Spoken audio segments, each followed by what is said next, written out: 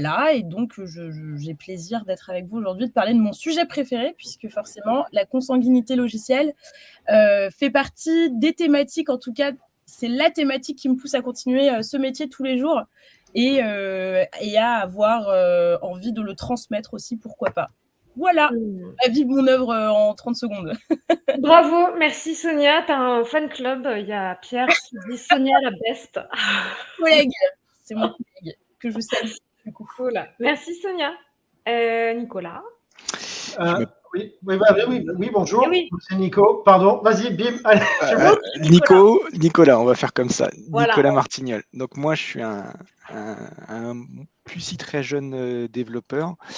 Je suis principal engineer chez Doctolib depuis, mars 2021, donc bientôt 2 ans. Je suis arrivé en pleine tempête, démarrage de la vaccination, le truc que vous avez dû connaître, donc c'était hyper cool, plein de sujets sympas. Je bosse depuis pas mal d'années. J'ai été CTO, CEO, patron de SN, freelance. J'ai créé un site de recrutement.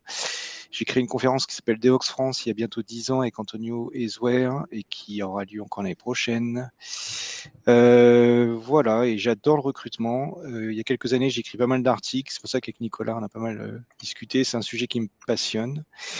Et chez Docto, du coup, moi, j'interviens en ce moment sur les recrutements des profils seniors techniques et les sujets sur la diversité. Comment avoir des profils techniques qui viennent d'un peu partout. Donc, c'est pour ça, je pense aussi que je suis là aujourd'hui. Voilà. Merci. Il y a grande chance, effectivement, il y a des passerelles entre les sujets.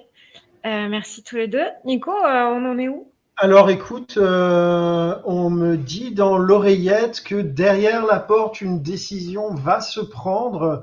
Nous attendons encore la suite du Conseil des sinistres, mais nous n'avons jamais été aussi proches d'une résolution. Fumée blanche, fumée noire, nous allons vite savoir. Oh, je sais pas mes fumées, hein, en tout cas, punaise.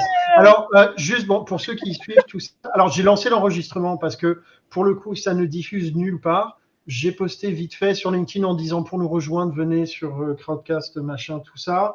Donc j'essaie de dépatouiller, mais écoute, bon, pour l'instant, commençons. Commençons. Sonia. Oui. Bienvenue. Merci. Tu peux juste définir le concept de consanguinité logicielle ? Ouais, carrément. Alors la consanguinité logicielle, c'est du coup juste de cette rhétorique pour parler de ces sujets-là, puisque je pense que à l'oreille de tout à chacun, quand on l'entend, c'est pas très sexy, c'est pas glamour, mais au moins ça pop et on le garde en tête. La consanguinité logicielle, c'est ce qu'on a pu connaître il y a quelques années dans l'écosystème de la tech française et européenne, voire internationale, mais n'ayant pas été à l'international, je ne peux constater, qui partait du principe de faire une reproduction de talents basée sur le simple fait qu'on ne voulait pas prendre de risques et ou qu'on n'avait pas envie de sortir de nos zones de confort, donc de prendre de risques en fait, par défaut.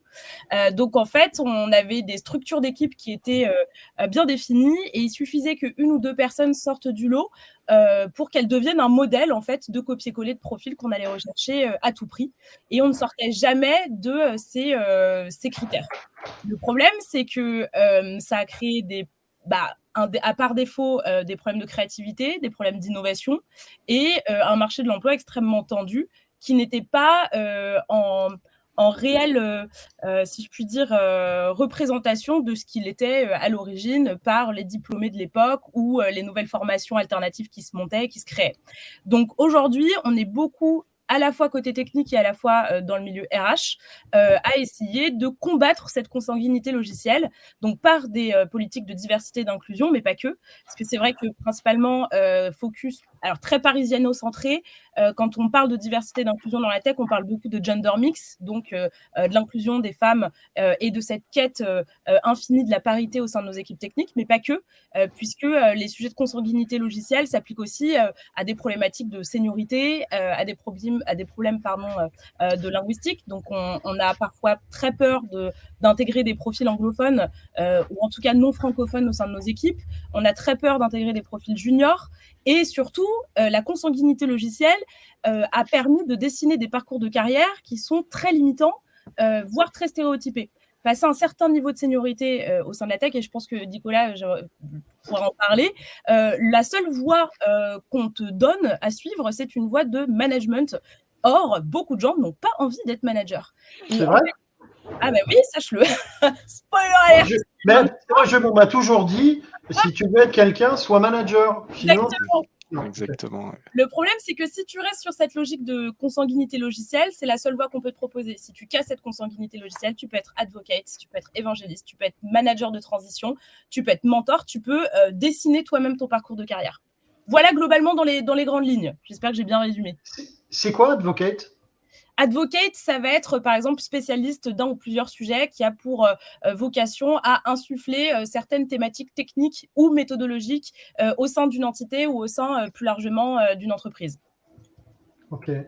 Nicolas, toi, tu as un parcours justement où tu as fait un petit crochet management. Tu te reconnais dans ce que complètement dit Sonia? dans ce que dit Sonia. Moi, j'ai la chance, la chance, et j'ai fait le choix. C'est pas vraiment de la chance. J'ai fait le choix il y a 1 an et demi de rentrer dans une entreprise. Moi, j'ai bientôt 47 ou 48 ans. Je sais jamais quel âge j'ai, mais vous voyez que j'ai plus 30 ans. Où il y avait une perspective qui m'intéressait, qui était de ne pas aller sur la track de management, où j'aurais pu rentrer sans aucun problème. Et il y a cette track de contributeur individuel, individual contributor en anglais. On la retrouve beaucoup chez les éditeurs de logiciels, des clients finaux. C'est quelque chose qui n'existe pas pour l'instant, je pense, dans les entreprises de services. Mais ce que disait Sonia me fait quand même penser qu'avec certains profils très très seniors, on est en train de créer cet espace-là. Donc moi, mon quotidien, c'est qu'aujourd'hui, j'ai plus personne en dessous de moi en termes de responsabilité au sens management du terme. Par contre, comme je dis en rigolant pour faire rire mes copains, je suis en haut de la chaîne alimentaire des développeurs et je reporte directement au CTO. Et mon boulot, c'est pas d'aller taper du code, mon boulot, c'est d'impacter l'ensemble de Doctolib. Donc, les sujets sur lesquels je travaille, on est 3 chez Docto. Les sujets sur lesquels je travaille, c'est pas pour changer un point-virgule dans un fichier, c'est pour des sujets qui prennent plusieurs mois. Et on bosse et on met les mains des fois dans le code, mais beaucoup moins qu'avant. Et c'est plutôt rassurant parce que effectivement, et on peut redevenir manager si on le souhaite. Donc déjà, il y a ça qui permet un petit peu d'avoir des profils différents et de sortir un petit peu où ton manager, c'est un ancien développeur qui est en fait un mauvais développeur, donc qui est devenu un manager. Et il y a des très bons managers qui étaient des très mauvais développeurs, et vous savez tous qu'il y a des mauvais managers qui feraient mieux de retourner taper du code au lieu de taper sur les gens. Oh. Oui. Wow. Je crois que je vais écrire, mais je m'écoute. Les choses.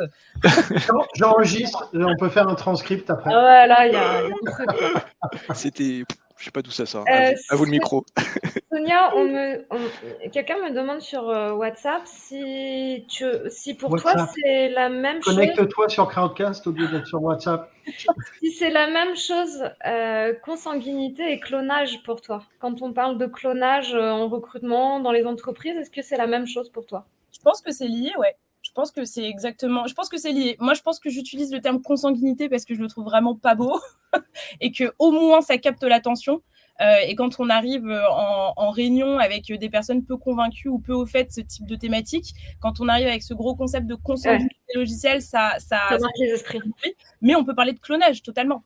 Okay. C'est vraiment l'idée. Ok.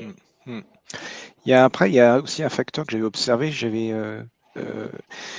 des gens qui bossaient avec moi et on les recrutait, on les prenait en alternance, après ils devenaient collaborateurs et on bossait ensemble. Et c'est vrai qu'il y a un facteur après tentant quand on cherche de nouvelles personnes pour recruter, de faire appel directement là où ça a bien marché, donc université, école.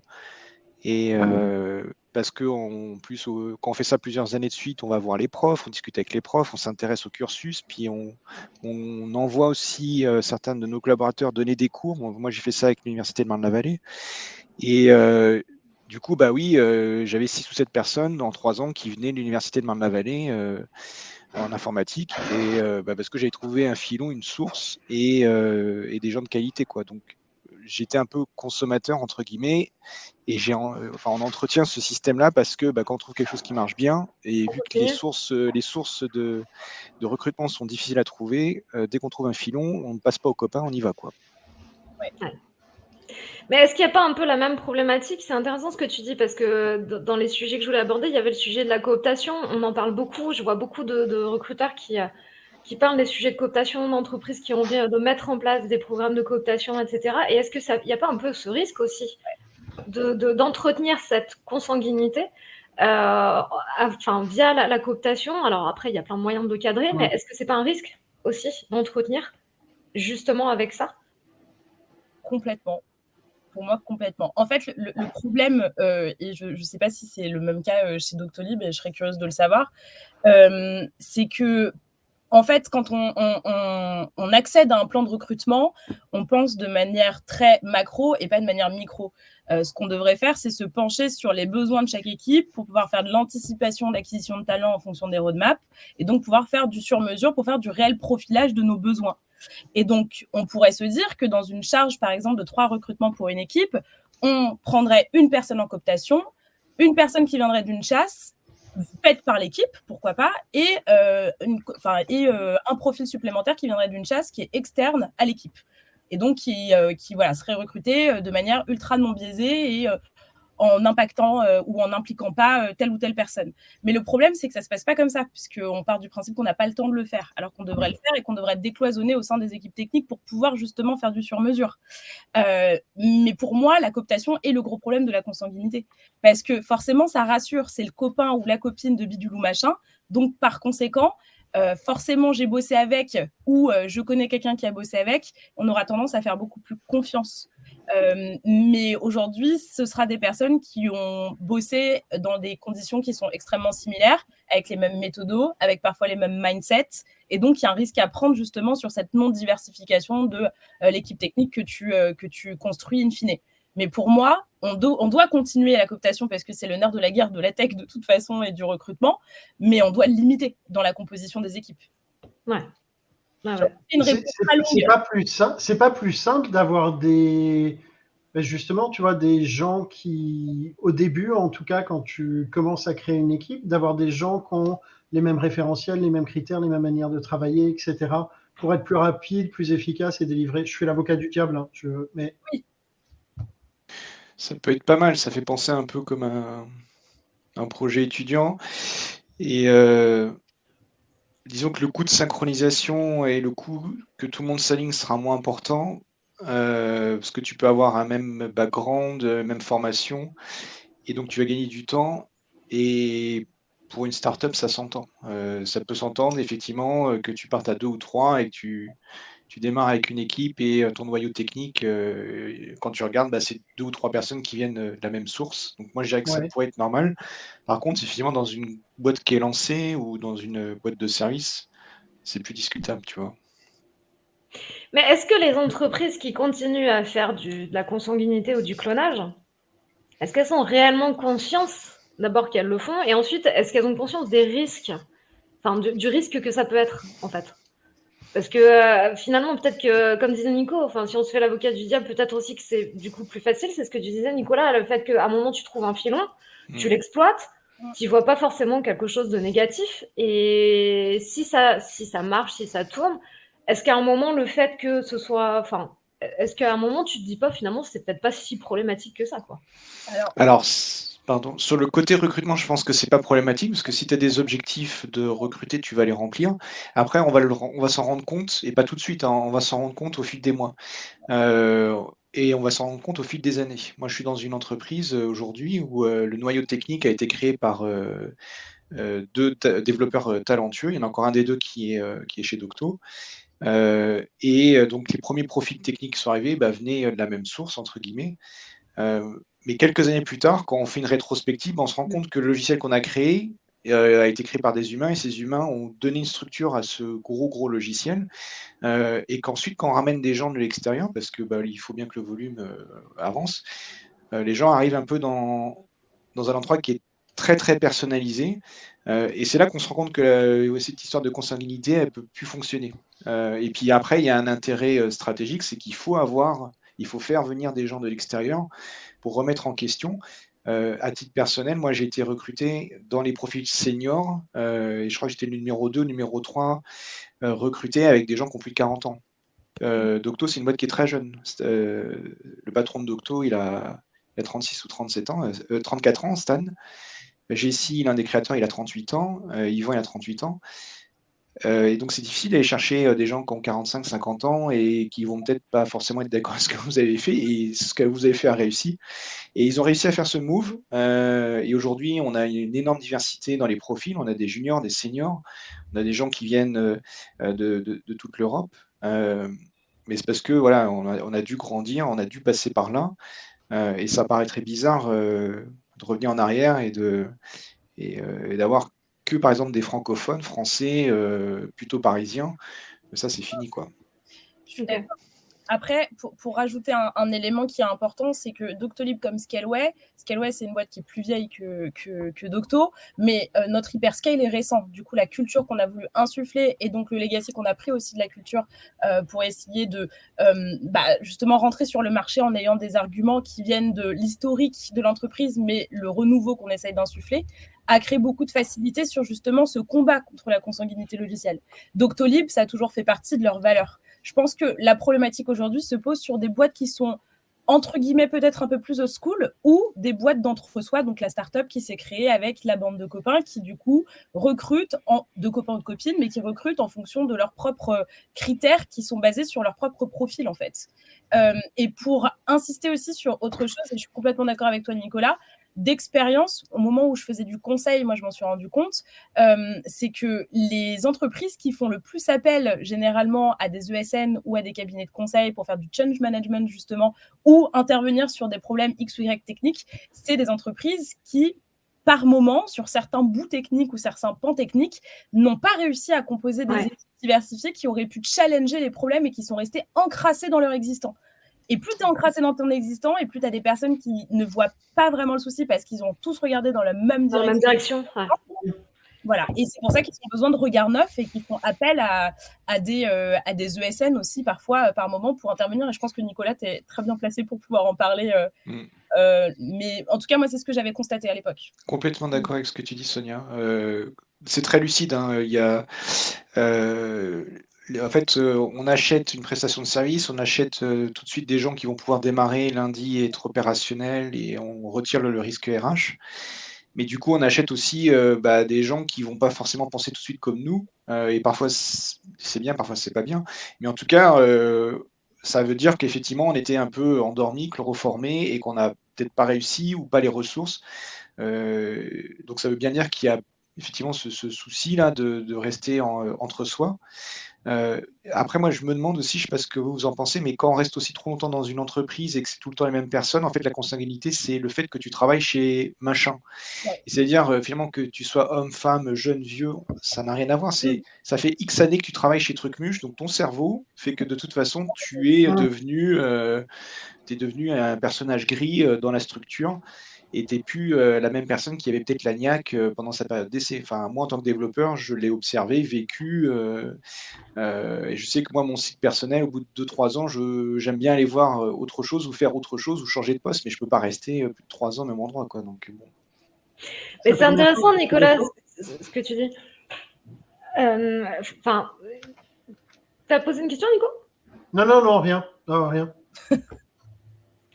Juste par rapport, pour rebondir sur ce que tu viens de dire, en fait, tu le retrouves ça en effet miroir dans le recrutement quand un hiring manager ou un client, par exemple, va te dire « Moi, je veux absolument quelqu'un qui vient de tel endroit ». Parce qu'il a en tout cas dans son état d'esprit, dans son esprit, il a cette manière de fonctionner, cette culture, ses outils, etc., peu importe. Et du coup, effectivement, peu importe que son expérience, son école, son diplôme, etc., ce qui compte, c'est l'étiquette « je suis dans telle société et donc c'est cette personne que je veux ». Et tu le retrouves ça en miroir dans les problématiques, effectivement, recrutement, ou comme dit Virginie, effectivement, telle école, parce qu'il y a ce formatage ou cette idée que la personne va travailler de telle manière ou à tel état d'esprit, etc. Effectivement. Désolé, Nico. Non, pas de souci. Non, je multitâche, j'essaye toujours de résoudre le problème sur LinkedIn, donc je suis qu'à moitié présent. Mais j'ai vu juste un commentaire de Gavin, je remonte un peu, qui parle les principes de Ray Dalio. C'est quelque chose qui vous parle ou pas du tout ? Pas du tout. Pas du tout. Bon. Écoute, Gavin, si tu veux développer, n'hésite pas en commentaire. Faut lire, Ouais. il dit. Ouais, Ok. ouais, pour le Ouais, coup. ouais. Ouais. Après, il y a différents niveaux, j'imagine, dans la consanguinité, mais je sais qu'aujourd'hui, quand on recrute, notamment côté management des personnes, on leur fait passer un entretien de méthodologie qui dure 1 heure et demie, et on leur donne des cas concrets et on regarde, c'est presque un jeu de rôle, mais on regarde ce que répondent les personnes. On a une grille de lecture et vous imaginez bien que la grille de lecture, c'est je recherche si c'est plutôt A que B. Et donc, si la personne à la fin, elle n'a pas forcément toutes les cases, bah, elle ne va pas rentrer. Donc du coup, dès le départ, bon, enfin, je vous apprends pas, c'est votre boulot, vous le connaissez beaucoup mieux que moi, mais dès le départ, en fait, boum, on est formaté. Et c'est pour ça que tout à l'heure, je vous disais, moi, j'interviens au niveau des processus de recrutement, au niveau des entretiens techniques, au niveau d'arrêter certaines choses et de démarrer d'autres choses. Un exemple très très rapide, je pense que vous connaissez ces entretiens techniques, vous devez taper un petit bout de code et puis voilà. Vous allez maintenant sur ChatGPT 3, vous tapez l'énoncé que vous a donné le recruteur, vous cliquez sur Submit, vous avez une belle Grave. réponse Ah et oui, si elle vous plaît pas, vous la bien sûr. régénérez. Donc c'est fini, hein, les entretiens, vous devez trier, des boules rouges et des boules vertes, ouais, c'est tout Mais, pour les vieux. mais Nicolas, est-ce que je t'interromps, pardon, parce que Vas-y. peut-être que c'est un de tes tweets que j'avais vu passer là-dessus, mais j'ai lu quelque chose de vraiment similaire. Et la question que je me posais, c'est à la limite maintenant, il faut concevoir tes questions d'entretien, les poser à ChatGPT pour voir s'il est capable d'y répondre ou pas. Et Bah si oui, ou pas, mais voilà. dites-vous, enfin, ça n'existe que depuis 1 an et demi, ces technologies. Ah, c'est fou. Et là, ils lui ont fait passer l'examen du barreau aux États-Unis. À ChatGPT, il a eu Ouais. 11,8. Donc, a priori, il est avocat. Et Il est moi, je suis médecin convaincu. aussi, je crois. Voilà. Et dans Ouais. 6 mois, s'il est recruteur, aïe, aïe, aïe, et s'il est développeur. Mais c'est pour. Enfin, les entretiens de recrutement, puisque c'est finalement le premier contact que nous, on a en tant que candidat, peuvent confirmer la consanguinité ou au contraire aérer un peu et ouvrir un peu les chakras. Et donc, je ne sais pas quelle est votre expérience et vous, comment ça se passe dans la façon dont vous bossez. Mais chez nous, c'est un des sujets sur lequel on essaye d'évoluer. En tout cas, ça a changé depuis que je suis arrivé, quoi. OK. Mais enfin, je pense que c'est la bonne question de transition parce que là, je pense que sur cette première partie, on a beaucoup fait le constat, on a expliqué les risques, pourquoi ça se met en place, etc. Mais je pense que ce qui est intéressant aussi, c'est de dire comment on fait pour arrêter ça, à quel niveau ça se passe, quel va être le rôle des recruteurs, quel va être le rôle éventuellement aussi des équipes, enfin de toutes les équipes en fait, parce que pour le coup, c'est pas qu'une histoire de recrutement, hein. Nicolas, tu le disais tout à l'heure, c'est aussi une question de ensuite plus long terme. Comment on fait pour casser cette chaîne et comment on arrête de créer de la consanguinité logicielle? Alors, j'ai peut-être un début de réponse métier pour mes pairs qui sera peut-être un peu radical, donc je m'en excuse. Moi, j'ai du mal à comprendre aujourd'hui en 2023 qu'on puisse être TAM ou TA dans la tech sans comprendre la tech et sans connaître la tech et sans s'y intéresser. Donc, dans un premier temps, comprendre de quoi on parle, connaître ses équipes. Et quand je dis connaître ses équipes, ça ne veut pas dire connaître leur prénom, c'est comprendre sur quoi ils travaillent, les inciter à pourquoi pas faire des post-mortem et assister au post-mortem parce que d'expérience, quand on parle des ratés des équipes en entretien, c'est plus valorisant envers la personne qui est en face de moi que des réussites et des grands challenges des 5 années à venir. Donc, comprendre, s'imprégner le vocabulaire des équipes, c'est extrêmement important. Et donc, par conséquent, là, les conseils que je donne, c'est de décloisonner les services RH pour qu'ils soient, ou elles soient, en immersion dans les équipes techniques. Il faut revenir au sur-mesure. On a vu ce que ça a donné l'hyperscale dans tout l'écosystème. C'était super, c'était la guerre, on a appris beaucoup de choses, on a travaillé très vite, on a bien travaillé pour avoir eu énormément de rex de plein de pairs et plein de collègues et plein de personnes que je connais dans l'écosystème qui ont vécu la même chose que moi. Ça a été ultra challengeant, mais si on veut tenir sur le long terme, si on veut s'améliorer dans nos pratiques et si on veut regagner aussi la confiance de nos équipes et des équipes futures qu'on va rencontrer, faut savoir de quoi elles parlent, faut les connaître et faut passer du temps avec. Et revenir à ce que je disais aux prémices, c'est-à-dire faire de l'anticipation d'acquisition de talent en fonction des roadmaps. C'est aussi simple que ça. Voilà. Et si on n'aime pas la tech et si on trouve ça trop compliqué et que vraiment c'est pas possible, je pense qu'il faut partir dans d'autres domaines. Il y a 1 milliard d'autres domaines sur lesquels on peut recruter. Moi, je trouve que c'est un bon exercice quand tu es développeur. Je bosse avec les équipes de recrutement et j'explique certains concepts ou dans l'entretien pourquoi on fait ça, mais pour moi, l'exercice, il est intéressant parce que l'idée, c'est pas d'utiliser mon jargon et je parle pas comme dans une équipe de développement. Donc, faites-le. En fait, ce que dit Sonia est intéressant, c'est les développeurs doivent aussi être capables, quand je dis ça, c'est masculin-féminin, ils doivent être aussi capables d'expliquer, expliciter ce qu'ils font, pourquoi ils ont pris tel techno et ainsi de suite. Et deuxième truc, c'est que nous, on est des vendeurs. Sur les profils, les profils hauts techniquement, chez Docto, on fait une demi-heure de sales call. Donc, c'est vraiment c'est Nicolas qui parle au futur ou à la future directrice technique en Italie. Et c'est kimono ouvert et on discute des sujets techniques, RH, management, organisationnel, stratégique. Et on prend ce temps-là, en plus du travail que fait le TAM, le Talent Acquisition Manager. Donc là, on est vraiment dans du sales, quoi. On est vraiment dans des choses, on essaye d'expliquer ce que fait l'entreprise et ce qu'elle ne fait pas. On fait ce travail pour que les gens soient contents, soient séduits. Puis après, on est qui on est. Donc, moi, je vais avoir un certain accent et donc je vais essayer. Mais après, j'essaie toujours d'être beaucoup plus ouvert que je l'étais il y a quelques années. J'essaie d'oublier l'histoire de la personne en face et j'essaie de le découvrir pendant l'entretien. J'essaie de ne pas être influencé parce qu'elle a fait telle ou telle école. Dans mon métier, dans l'informatique, l'école et la formation est important. Je pense que les premières années, c'est comme une base qui est très importante. Mais je vous le dis, et je pense que pas mal sont conscients de ça, c'est que passer un certain nombre d'années, c'est pas du tout le plus important. C'est cool si vous avez fait Polytechnique, super, c'est chouette. Mais je peux vous dire, si j'ai fait allemand-espagnol en troisième, on s'en fout. Ce qui est important après, c'est qu'est-ce que vous avez fait, dans quelle... J'ai l'air de Sonia. Dans quelle entreprise vous avez travaillé? Est-ce que vous avez géré des petites équipes, des grandes équipes? Est-ce que vous avez construit en partant de zéro un système? Est-ce que vous avez mis à jour un système? Il y a plein de façons de le savoir. Et puis, il ne faut pas s'arrêter à « Ah bah mince, il n'a pas la petite case qu'il aurait fait espagnol en troisième, donc boum, on ne le recrute pas. » Mais justement, enfin, je suis d'accord avec tout ce qui vient d'être dit, Sonia, forcément, sur la compréhension, la connaissance. Je n'ai pas été trop agressive dans mon discours, ce n'est pas le but. Non, je suis assez radicale aussi, et je suis assez d'accord. C'est pas enregistré, Nicolas, il n'arrive pas. Vas-y. Si, pour le coup, j'ai enregistré. Il y a des traces. Il y a des traces, ce n'est pas moi.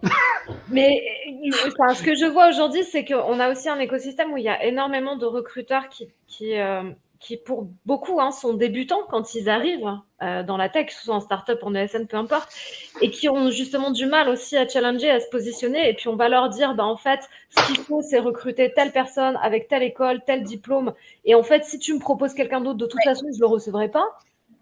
Comment on fait ? Confronter les idées. On change de boîte, Hélène.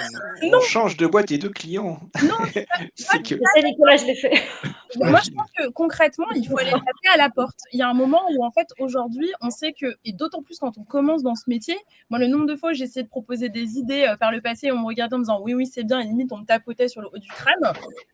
Et en fait, je me rends compte qu'aujourd'hui, ce qui aurait été hyper intéressant, c'est que notre communauté, elle existe, elle est réelle, elle est présente sur les réseaux sociaux. Tout le monde te répondra si tu toques à la porte de n'importe qui.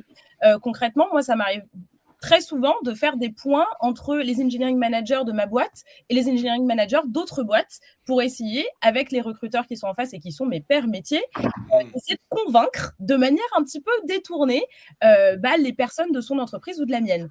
Tout simplement parce qu'au bout d'un moment, c'est honnête et c'est très honnête ce que je vais dire et c'est sans jugement aucun et je pense que c'est humain aussi.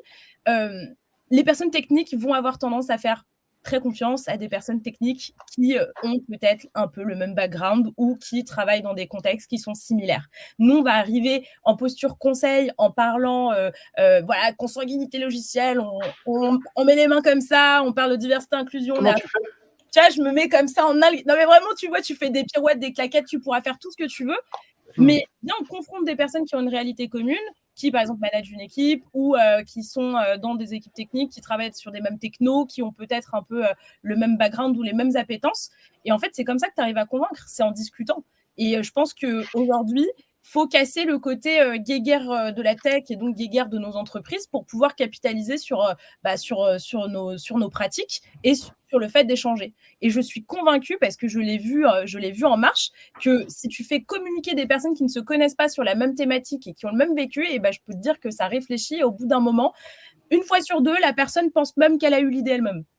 Et du coup, les choses changent. C'est vrai. Je jure. Et les choses évoluent et les choses changent. Mais il faut qu'on se cloisonne et qu'on arrête de rentrer dans cette espèce de pseudo-concurrence de guerre de talent. Non, super intéressant. Ouais. Ouais, c'est vrai que c'est pas évident parce que tu vas toucher aussi les croyances des gens. Ouais.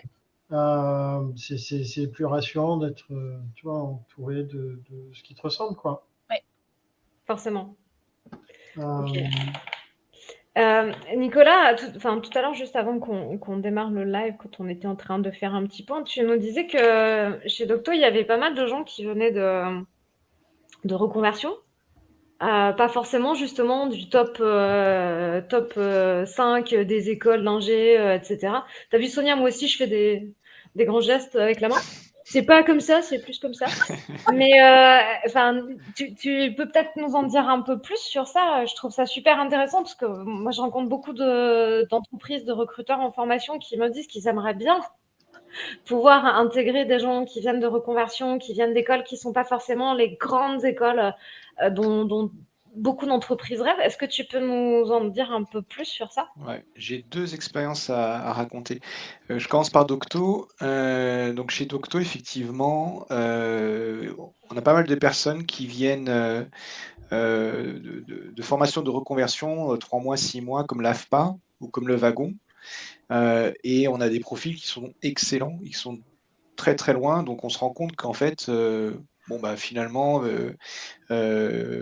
la différence au départ s'est estompée. Et là où on voit quand même moi où je vois une différence quand je discute, je pense à Adrien quand je parle, un de mes collègues chez Adrien A, qui se reconnaîtra chez Docto, qui est un gars qui était architecte, designer de meubles en bois, passionné de menuiserie et qui faisait de l'informatique pour faire son métier et qui a trouvé ça marrant de taper du code et qui s'est reconverti et aujourd'hui qui est un senior software engineer talentueux, brillant, et avec qui j'aime bien bosser parce que il a son passif, son expérience, son background qui est intéressant pour son quotidien et il est très très pointu sur son métier. Par contre, il le reconnaît lui-même, c'est que parfois on a des discussions, on va parler de réseau, on va parler de base de données ou des sujets légèrement qui sortent de sa zone de confort. Et là, il le dit lui-même, c'est je connais plus rien. Il dit c'est là où vous faites la différence, c'est que vous avez des formations généralistes où l'expérience vous a donné cette formation. Donc c'est là qu'on voit bien la différence entre des gens issus de la reconversion et des gens qui ont fait des études d'informatique. Elle se situe là. Mais c'est des choses qui se comblent. Hein. Je le constate, mais je ne dis pas c'est bien ou pas bien. Je dis factuellement, il faut se rendre compte qu'en 3 mois, on n'apprend pas ce qu'on apprend en 3 années d'école d'ingé. Mais globalement, après, par contre, on a son expérience personnelle. La deuxième expérience que j'ai eue, c'était donc il y a plus de 2 ans, quand je bossais pour l'Unatech. Petite ESN, 30 personnes à l'est de Paris, à côté de Marne-la-Vallée. Et une partie donc de mes collaborateurs venait de l'université de Marne-la-Vallée, et l'autre partie, c'était des gens qui habitaient à côté. Et du coup, j'ai recruté 3 personnes en 1 an et demi. Laurie, ancienne directrice marketing de Sea Life à Val d'Europe et qui est devenue développeur Scala et aujourd'hui qui s'est reconvertie plus dans un profil de product owner, donc un profil assez hallucinant. Luc, qui était un ancien steward de Ryanair, donc qui parlait français, anglais, espagnol, tout ce que vous voulez, très bon développeur Java. Et puis Mathieu, j'ai oublié le nom du troisième, je ne sais plus ce qu'il avait fait avant. Ah oui, il était journaliste dans le monde automobile.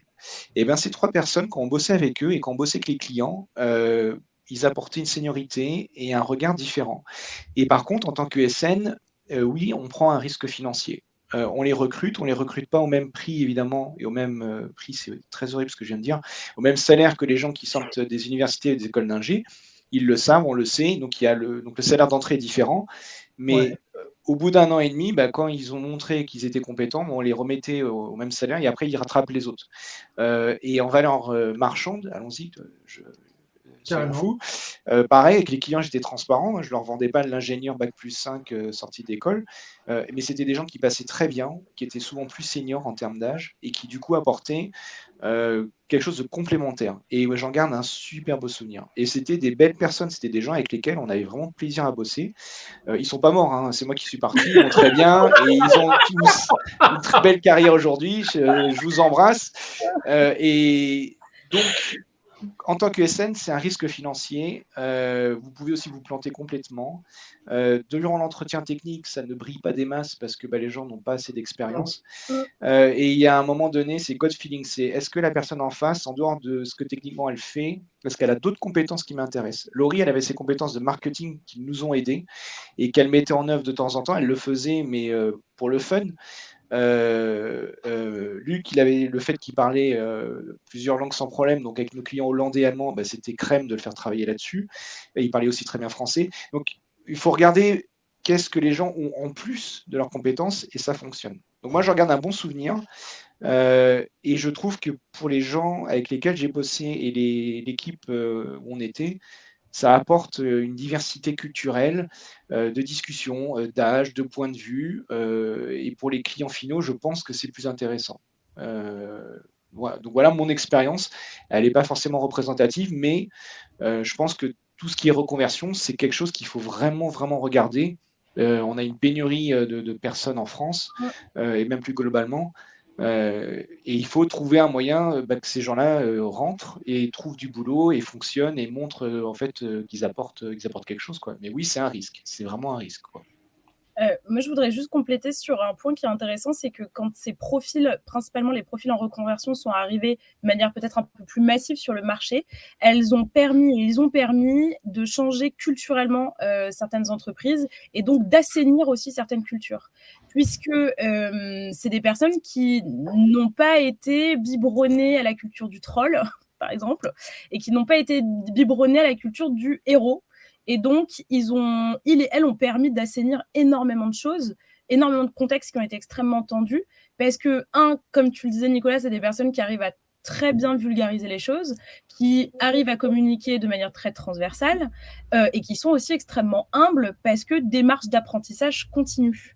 Et je pense que c'est une plus-value pour n'importe quelle entreprise. Pour sortir du cadre ESN, par contre, pour accueillir ce type de profil, il faut être au clair sur le fait que tu as besoin de staffer des profils aussi seniors en amont pour être sûr qu'il y a un réel accompagnement. On n'est pas là pour engager des personnes juniors ou en reconversion et les laisser dans un coin, ça ne marche pas comme ça. Et capitaliser sur un enseignement et un temps de formation interne en entreprise qui soit délivré à la fois par des personnes en interne, mais aussi par des personnes en externe pour que tu aies le plus de neutralité dans ce que tu vas essayer de dispenser comme formation complémentaire. Je suis complètement d'accord avec ce que tu dis.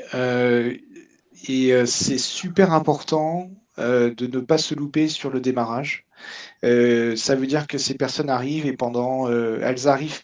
Enfin, moi, mon expérience, c'est que je les recrutais sur profil, j'attendais pas d'avoir de mission. Et donc, pendant 1 mois, 2 mois ou 3 mois, formation, développement et montée tranquille en compétences. Et parce qu'il faut prendre le temps que les gens aussi se rendent compte qu'est-ce que ça va être et qu'ils soient compétents. Donc ça, super important, Sonia, merci de l'avoir rajouté. Je pense que sans ça, on recrute du volume, mais on fait rien. Je vais me permettre de partager un chiffre qui m'avait marqué là, il y a quelques semaines en discutant avec mes copains recruteurs chez Docto. Le coût moyen de recrutement d'une personne chez Doctolib dans la stack technique, je parle quand on prend aussi le coût de structure humaine que ça engendre, c'est 11 000 euros. Donc quand on recrute une personne, qu'elle soit junior ou qu'elle ait 20 ou 25 ans d'expérience, ça coûte en moyenne 11 000 euros.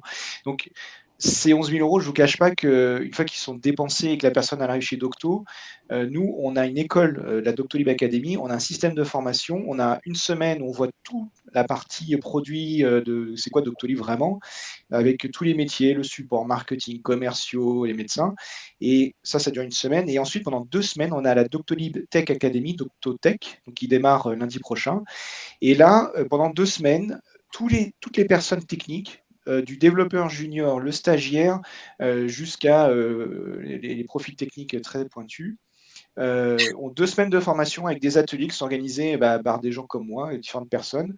Écrire mes premières lignes de code, pousser ma première petite modification sur Doctolib et regardez, elle va en prod, ça marche. Donc on leur fait faire ça, on leur montre la prod, on leur montre le support, les tickets, machin. On le fait parce qu'on est éditeur de logiciel. On le ferait pas forcément si on était une USN, on le ferait pas forcément dans un autre contexte. Donc, mon expérience n'est pas calquée partout. Mais ça, j'adore. Moi, quand je suis arrivé, j'ai découvert ça. On m'a dit que ça venait d'Octo Technologies, ce système d'académie. Exactement. On n'entend pas trop parler à l'extérieur et quand j'ai découvert, j'ai adoré. On rencontre plein de gens. Alors en plus, nous, on était en remote à cause du confinement. On passe d'un commercial qui explique comment sur le terrain il bosse et on raccroche et après on va écouter les gens du support à Nantes qui prennent les appels des hôpitaux et après on raccroche et puis il y a un gars qui me fait taper un bout de React et mon truc il est en prod vraiment sur Docto. Enfin voilà et du coup au bout de 3 semaines, ensuite on rejoint son équipe. Et quand je dis que ça coûte de l'argent, c'est qu'on recrute à peu près 150 personnes par mois et au niveau technique, ça représente entre 20 et 40 personnes par mois. Au mois de septembre, il y avait 43 personnes côté tech qui démarrent. C'est énorme. C'est une petite Ouais. SS2I à part entière. Ouais, Donc tous les mois. financièrement, ça fait de l'argent. 2 semaines fois 43 personnes, fois un montant à moi qui est déstaffé pour t'expliquer comment Faire ça, ouais. péter Doctolib. Voilà. Mais tout ça pour dire que pour les recruteurs, je ne sais pas, mais pour les candidats, moi, maintenant, si un jour je passe à l'entretien, je m'intéresserai très très fortement à mais comment vous recrutez, première question, et quand je vais arriver chez vous, qu'est-ce qui va Qu'est-ce se qui va se passer? passer? Et l'histoire de la consanguinité et tout ça m'intéresse parce que si vous ne faites pas d'efforts pour qu'on s'adapte, je vais devoir m'adapter à qui vous êtes, et si qui vous êtes ne me plaît pas, il va y avoir un rejet de la greffe et je vais repartir. Et c'est là où on peut un peu supprimer ces biais. Mais après, quand on arrive chez Docto, on doit un peu comprendre et s'adapter au fonctionnement. On a une structure, on a du code, on a un monolithe. Bon, je ne vais pas rentrer dans les détails techniques, mais ça ne fait pas rêver les jeunes. Vous ne faites pas de microservices et non. Et après, on explique pourquoi. Et au bout de 2 semaines, les gens comprennent et ils comprennent pourquoi on fonctionne comme ça. On utilise du Ruby, mais Ruby, c'est old school. On fait du Java, du Scala, du .NET, du C#. Et donc, nous, Ruby, c'est pas du tout sexy. Donc, quand on recrute des profils techniques, 95% des gens qui arrivent chez nous ne connaissent pas le langage Ruby. Et donc, les gens qui viennent chez nous prennent un risque. Moi, je passe du statut, je suis très à l'aise en Java et Scala, et j'arrive chez Doctolib, je ne connais rien, c'est pas tout à fait vrai, mais je connais rien en Rails, en Ruby, et je reviens à la cour de récré, quoi. Je dois réapprendre des choses. Si j'ai pas envie de m'embêter, je vais pas chez Docto, je vais bosser dans une autre boîte. Voilà. Donc il y a aussi ce. Et là, la consanguinité, elle était que Doctolib a utilisé cette techno, elle a créé ce logiciel qui est successful. Il n'y a pas de raison objective de le changer, mais par contre, il faut vivre avec ce patrimoine technique. Et la consanguinité, c'est Ruby on Rails, ça ne fait pas rêver, quoi. Et les gens qui arrivent chez Docto, du coup, sont obligés d'un peu de sortir de leur zone de confort. Les jeunes, entre guillemets, qui ont moins de 5 ans d'expérience, c'est peanuts, c'est facile. Il y a eu aussi des rejets de greffe, des gens qui sont venus, et en fait, c'est déprimant pour certains de se rendre compte que ils passent du statut sachant au statut je comprends rien. Je comprends rien. Et tous mes réflexes ne marchent pas. Et en plus, quand je parle, je vais passer pour un vieux con. Et voilà, donc il y en a malheureusement quelques-uns qui n'ont pas pu rester. Donc c'est pas non plus. C'est là où ça m'embête. Moi, quand je vois ça, moi c'est triste. Je fais venir des profils et la greffe ne prend pas. Je suis triste, quoi. Ça.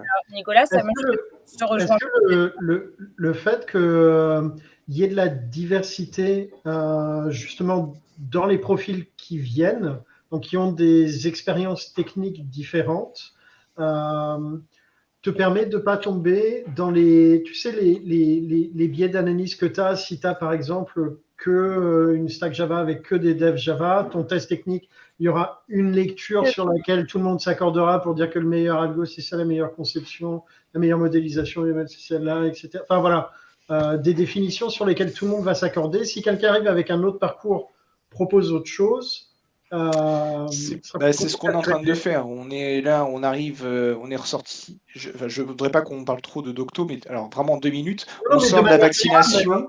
On sort de la vaccination. On sort de 2 ans et demi très très rock'n'roll. Quand on passait aux 20h, c'était rigolo, mais quand le 12 juillet Macron décide que tout le monde a passé au pass vaccinal, ce soir-là, moi j'étais d'astreinte, je peux vous assurer que c'était la fête, quoi. On a vu des lumières partout, et on se rend compte en même temps de la qualité de ce qu'ils font, mais qui est très très spécifique. Et du coup, ce que tu dis, Nicolas, est important, c'est que il y a eu pas mal de personnes qui sont arrivées, et puis les gens essayent de changer.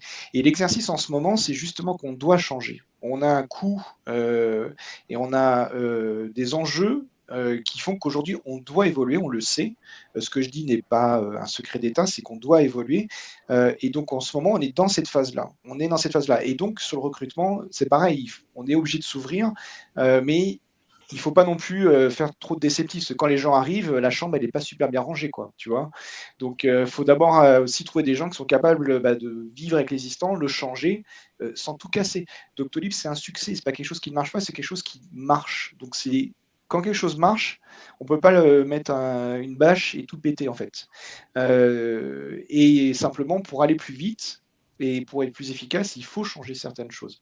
Donc on sort, mais en même temps, je disais tout à l'heure que l'un des 2 fondateurs techniques est encore là, il bosse, on discute avec lui, et pour moi, c'est un patrimoine vivant. Je discute avec ce gars-là, j'adore écouter les histoires et comprendre des choses qu'on fait aujourd'hui, pourquoi ça a été décidé de cette façon-là. Et à l'époque, il avait raison. Et parfois, ces décisions sont encore justes, et des fois, on en rediscute.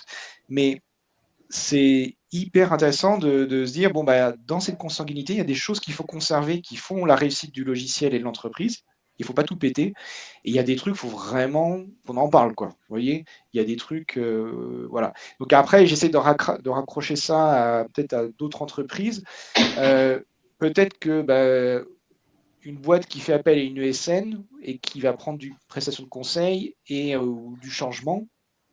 Après, je pense qu'il faut quand même avoir des gens assez solides à l'intérieur de l'entreprise pour pouvoir faire le filtre et ne pas prendre de manière aveugle ce que les consultants vont dire. D'accord? Parce que je suis CTO, tu me donnes un budget, je vais chez X Technologies, on va prendre une entreprise au hasard à Paris.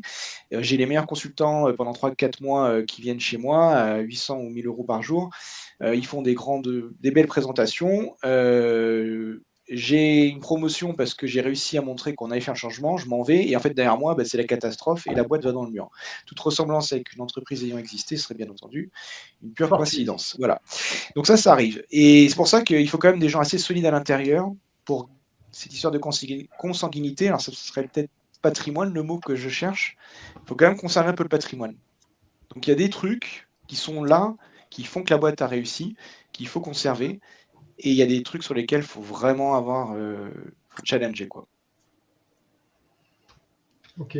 Sonia, je t'avais interrompu tout à l'heure quand tu allais poser une question. Tu l'as toujours en tête ou elle est partie? C'était pas spécialement une question. Oui, c'était sur justement le fait de rentrer dans des environnements techniques tels que donc Doctolib ou Scaleway, parce que Scaleway, on a un peu le même souci aussi, c'est que donc déjà, nous, on cherche des personnes qui sont agnostiques niveau techno. C'est un peu un des prérequis à l'embauche, parce que forcément, on va les faire travailler sur des choses sur lesquelles potentiellement, ils ou elles n'ont jamais travaillé. Et il y a tellement peu d'acteurs du cloud sur le marché européen que très peu viennent de l'écosystème du cloud. Donc, il y a tout à apprendre. Mais c'est quelque chose qu'on dit en prémisse dès les entretiens et sur lequel on insiste même au moment de l'envoi de la proposition. C'est te dire que ce faux pseudo syndrome de l'imposteur ou quoi ou qu'est-ce ou problème de légitimité que tu vas ressentir quand tu vas rentrer Il est normal. dans l'entreprise, et c'est plus que normal. Et on va te le répéter parce que c'est logique. Tu as beaucoup de choses à apprendre. Tu dois te déconstruire de ta posture de sachant. Justement, Nicolas en parlait tout à l'heure. Et nous, on se retrouve face à ce type de problématique depuis très longtemps.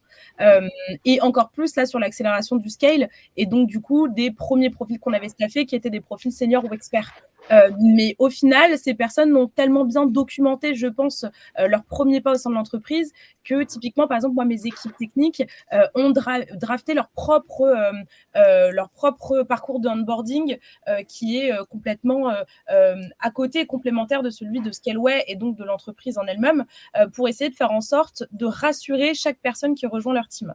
Et donc, ils ont été même amenés à se dire que c'était plus logique de décloisonner leur verticale, donc leurs équipes entre elles, pour que tout le monde puisse être complètement impliqué dans l'arrivée de ces personnes qui arrivent au fur et à mesure de l'histoire qu'ils essayent de créer. Mais c'est vrai que c'est un enjeu et c'est quelque chose qui est extrêmement prioritaire. Et je suis d'accord avec toi, Nicolas, c'est des questions qu'il faut poser en entretien. comment se passe votre onboarding, quels sont les attendus, sur quoi va être évaluée ma période d'essai. Est-ce que vous avez des exemples concrets, pourquoi pas, de personnes qui ont décidé de rompre leur période d'essai? Je pense que c'est des questions qu'il faut poser. Celle-là, elle est dure. Hein. Moi, moi, je suis recruteur. Tu es devant moi, tu me poses la question. Mais bon. Elle est dure, mais je pense qu'il faut la poser. Ouais, après, ou alors tu vas avoir une réponse qui sera un peu édulcorée, mais c'est une très bonne question. Après, je m'attendrais, enfin, si je suis recruteur et c'est toi, Sonia, qui passe l'entretien, je me dis, voilà, selon ton niveau d'expérience, en fait, il y avoir une attente. Si tu as pas mal d'expérience, la question ne va pas me surprendre. Dire, bah oui, elle vérifie avant de poser les valises si c'est quelque chose qui correspond à ce qu'elle a envie de faire ou pas du tout. Ouais. Exactement. Et ou pourquoi pas, alors je sais que j'ai des pairs qui le font, mais aux États-Unis, qui ont décidé, donc l'équivalent de Glassdoor, en fait, vous savez, les reviews de vos entreprises, qui ont décidé après le screening call, donc après la première prise de contact, d'envoyer à la fois des avis négatifs et des avis positifs sur leur entreprise. Et en leur disant que même si à la fin de cet échange, ils ont décidé de continuer ensemble sur un process, de réfléchir par rapport à ce qu'ils pouvaient lire et de pourquoi pas proposer des questions ou poser des questions pour rechallenger peut-être la vision qu'ils auraient pu avoir de l'entreprise après le premier échange. Et je trouve ça extrêmement bien, extrêmement transparent. Est-ce qu'on est prêt à le faire aujourd'hui? Je ne sais pas. Mais je pense que, en tout cas, eux, ça transforme énormément de choses et ça ramène un gain de confiance supplémentaire dans les parcours des personnes qui décident de poursuivre à terme du coup le process avec eux.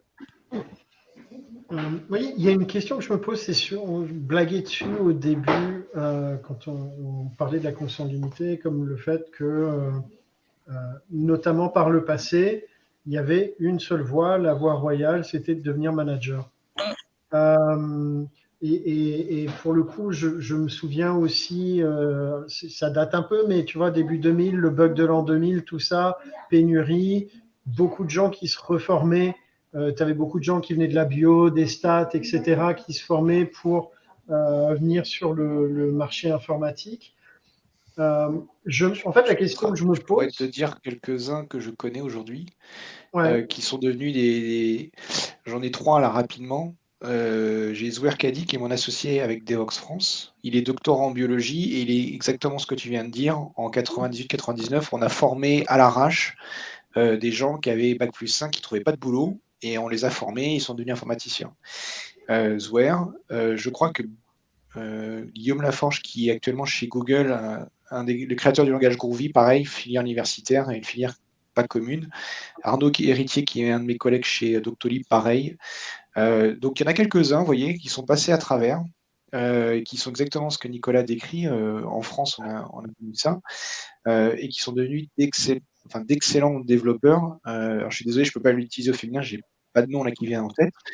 Donc ça prouve que ça fonctionne. Et à un moment donné, diplôme est une chose, parcours universitaire a certainement aidé, mais voilà, ils sont là et Moi, la question, c'est comment on est passé du fait d'avoir cette voie royale du manager. Bon, ça, à la limite, je peux comprendre les reliquats du passé. Le salaire, Nicolas, le salaire, soyons très concrets, c'est qu'à partir du moment où moi je suis au niveau de salaire d'un engineering director, donc une personne qui chapeaute 20 ou 30 personnes. Mon salaire, il est à 5K après, c'est la même chose.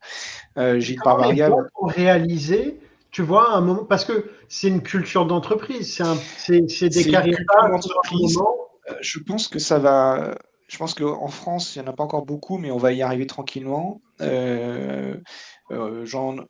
Aircall, Alan, Doctolib, voilà 3 qui ont switché et qui ont fait ça. Ils le font aussi parce que nous, on est une entreprise européenne. On est 3000 chez Docto, on ne paraît pas comme ça. On ne fait pas juste un agenda de prise de rendez-vous. Hein. On est 3000 personnes, dont 500 à la tech, et on a à peu près 400 personnes qui sont en Allemagne, et majoritairement des gens techniques. Et en Allemagne, la langue de travail, c'est l'anglais. En France, on a beaucoup de Français, très très rarement des expatriés, mais qui parlent français. En Allemagne et en Italie, on a tout de suite des gens qui sont anglophones et qui sont des gens qui viennent de toute l'Europe. Mes collègues allemands, j'en ai pas beaucoup. J'ai des collègues qui viennent de partout, qui sont en Allemagne, parce que là-bas, l'anglais est une langue pratique. En France, chez Docto, il n'y a pas de souci, on parle bien anglais, mais dès qu'on ouvre la porte et qu'on va acheter une baguette ou son sandwich le midi, c'est un peu plus compliqué. Donc ça, c'est voilà. Et l'anglais, c'est avec Sonia, on en avait parlé notamment, mais surtout en France, yes, the sun is shining, I am very well, thank you. Les jeunes générations sont quand même vachement meilleures que nous, Nicolas. Non, mais je sais, je fais exprès. Mais il y a une vraie complexité dans des boîtes qui sont franco-françaises de construction, tu vois, même certaines startups. Il y a des clients qui refusent. Après, il faut des gens qui parlent anglais. Et le problème, c'est qu'à un moment, il faut modifier la langue de travail, adapter les docs, etc. Et ça, c'est des switches complexes à faire pour certaines boîtes. C'est pas des pivots évidents. Hein. Je suis d'accord avec toi, mais je pense qu'il faut aussi baisser ses critères. Nous, tu vois, on est comme vous, on est comme Doctolib. Scaleway, c'est une boîte, encore une fois, on est une boîte française historiquement, mais on a une forte identité européenne. Donc, notre première langue, c'est l'anglais. On communique en anglais.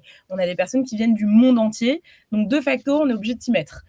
Aujourd'hui, à l'embauche, quand on est face à des profils principalement francophones, connaissant aussi notre pattern vis-à-vis des langues étrangères et notre réticence à switcher d'un moment à un autre en anglais, on dit en prémisse d'entretien que ce test en anglais n'est pas là pour vérifier si la personne est fluent. Nous, aujourd'hui, on a besoin de personnes qui n'ont pas honte de parler. Qui n'ont pas peur. Voilà. Oui. Qui sont capables de switcher d'un moment à l'autre. Que ta phrase ne soit pas correcte, que tu oublies des mots, c'est pas grave. On a des personnes qui viennent du monde entier, chacun a son accent, chacun a son niveau C1, C2, whatever, fluent, natif ou quoi. Ouais. L'important, c'est qu'on arrive à se comprendre. Et donc, la priorité, je pense, c'est de se dire qu'il faut que tu baisses tes critères d'embauche sur les questions des langues. Et beaucoup de boîtes qui essayent de rentrer justement au full English ont du mal à se dire non, mais on va pas faire l'impasse, ne faisons pas l'impasse sur ce truc qui est mandatory et sur la personne complètement bilingue. Et le problème, c'est qu'ils passent à côté de plein de profils qui auraient pu faire l'effort d'eux si on leur laissait l'opportunité. Intéressant. Yes. Super intéressant. On vient de déborder de notre petite heure, mais ça passe quand même très vite. Surtout quand on multitâche et qu'on essaie de résoudre des problèmes techniques. Merci pour votre bienveillance. Alors, ça c'est un truc qui ne change pas par contre avec le début d'année. Vous êtes tous les deux déjà venus, donc vous connaissez, ça ne vous surprend pas, donc je vais en choisir un au hasard. Pour laisser son famous last word, une pensée, une citation de circonstance. Sonia. Nicolas, lève les doigts. Non, je lève les doigts parce que Sonia est au-dessus de moi dans mon écran. La dame au-dessus, là, pas moi. Toi, t'es à côté. Bon, qui veut se lancer Allez. Alors, 2023, je vais dire quoi ? Je vais dire vive la data privacy, vive la souveraineté et longue vie au cloud souverain. Voilà. Allez, bam. C'est mon motto. J'ai discuté avec Yann Lechel, Sonia. Après, on s'appelle. On s'appelle après, Nicolas. C'est un petit monde. Voilà, les gens se connaissent. Oui. C'est cool. Ok. Nicolas, ça t'a laissé un peu de temps ? Là, j'ai annulé un truc à 14h où je devais présenter et j'aurais dit que j'étais pas là. Je vais peut-être y aller. Mais j'étais ici, voilà. Ah oui. Merci beaucoup. Moi, vous me donnez un micro, je suis assez bavard. Et, toujours sur des sujets comme ça. On n'a pas parlé de diversité et ça pourrait être un sujet aussi intéressant de voir un petit peu les générations un peu plus jeunes maintenant demandent au niveau recrutement de faire un effort sur les différentes communautés, diversité. Je parle en premier homme-femme, rien que ça, on pourrait tenir une heure. Mais nous, chez nous, on a vraiment ce programme-là et on sent qu'au niveau européen, on va pas passer à travers et donc on est formé, on est sensibilisé et comment éviter d'avoir des biais. Donc c'est comme ça aussi qu'on réduit un petit peu cette consanguinité en ayant des gens qu'on recrute parce que ce sont d'abord des bonnes personnes techniques. Moi, ce que je dis, c'est que peu importe ton âge, ton sexe, ta race, ta religion, c'est est-ce que déjà, quand je vais travailler avec toi, est-ce que je vais avoir, est-ce que ça va être un échange, est-ce que je vais avoir confiance en toi, est-ce que je vais avoir envie de bosser avec toi, Est-ce que je vais pouvoir te comprendre? Est-ce que tu vas pouvoir me comprendre? Est-ce que je vais t'apporter, tu vas apporter? Et à la fin de la journée, voilà, quand j'aurai écrit mon bout de code et je l'aurai envoyé, est-ce que je serai content?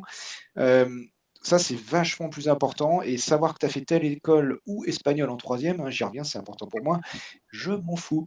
C'est important, peut-être au départ, mais ensuite c'est, finalement, voilà, l'expérience, ce que tu peux apporter, ce que tu viens chercher. Qu'est-ce que tu viens? Pourquoi tu es là? Pourquoi tu as postulé? «Ah, parce que j'ai fait telle école». Ah merde! Voilà. Merci beaucoup sur ces bonnes paroles. Ouais. Et le gars se barre. Allez, c'est bon. Allez. Je me casse. Moi, je trouve que le sujet que tu es en train de lancer est extrêmement intéressant et avec grand plaisir pour parler justement des attendus de cette nouvelle C'est génération. dans les bonus sur le DVD, ils l'auront pas là tout de suite, ils l'auront. Ah, écoute, on fera un bis et cette fois, on essaiera de diffuser ailleurs, En de enregistrant. streamer un petit peu plaisir. plus. Ça Bon, marche. c'était très chouette de vous avoir. Alors, comme vous voyez, techniquement, ça va être intéressant. Je vais essayer de déconnecter le stream. Donc, Clique attendez sur un peu sauvegarder, avant hein. de partir ou de dire des conneries. Clique sur Merci. sauvegarder. Ouais, bah, je vais essayer. Merci à celles et ceux qui ont réussi à nous rejoindre. Et aux 480 Merci. personnes qui étaient là. Ouais, merci. Oh, la foule en délire. Attendez, il y a un rappel. Allez, on revient. Allez, on repart. Bon, allez, Vas-y. je end the broadcast. Attention. 3, 2, 1. Ah putain, il me pose une... Ah pardon, oh zut, il me pose une question.